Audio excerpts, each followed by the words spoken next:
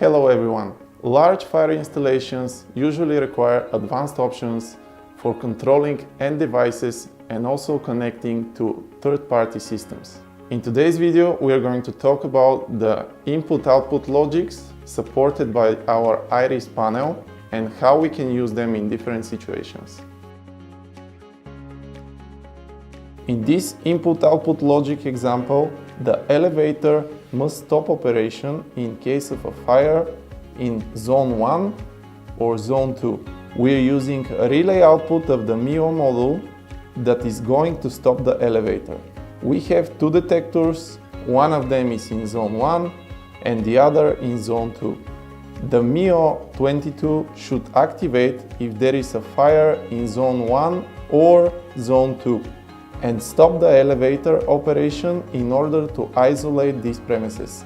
What we need to do is to create input 1 for fire in Zone 1 and input 2 for fire in Zone 2.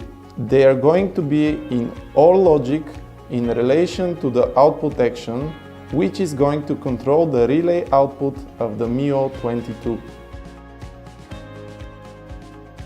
In order to execute the scenario, we need to program some inputs and outputs. To do so, we have to enter access level 3. Then we need to go to System Programming Inputs. Iris panel supports up to 250 logical inputs. The first one we are going to create input number 1, which will be linked with the event of fire in Zone 1. Type none means this input hasn't been used until now, so it is free for us to use it. We choose type zone, zone fire, and zone number 1. After the correct settings are selected, press apply to save the changes and move on to the next input. The second input should be linked to fire in Zone 2. Don't forget to hit apply button again. The next step is configuring the logical output. The output definition is the final step of completing the cause and effect scenario. This output will be a result of activation of input 1 or input 2 that we just programmed.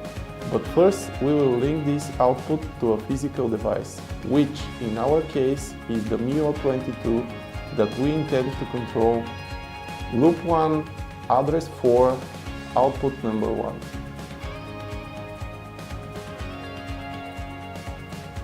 Final step is editing the output map.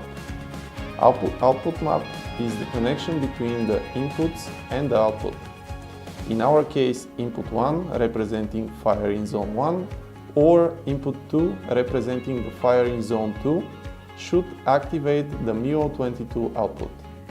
To do so, we have to enter input 1 and input 2 in the OR logic section of the output map. Again, don't forget to hit apply to keep the changes. That would complete the settings for this input-output logic scenario.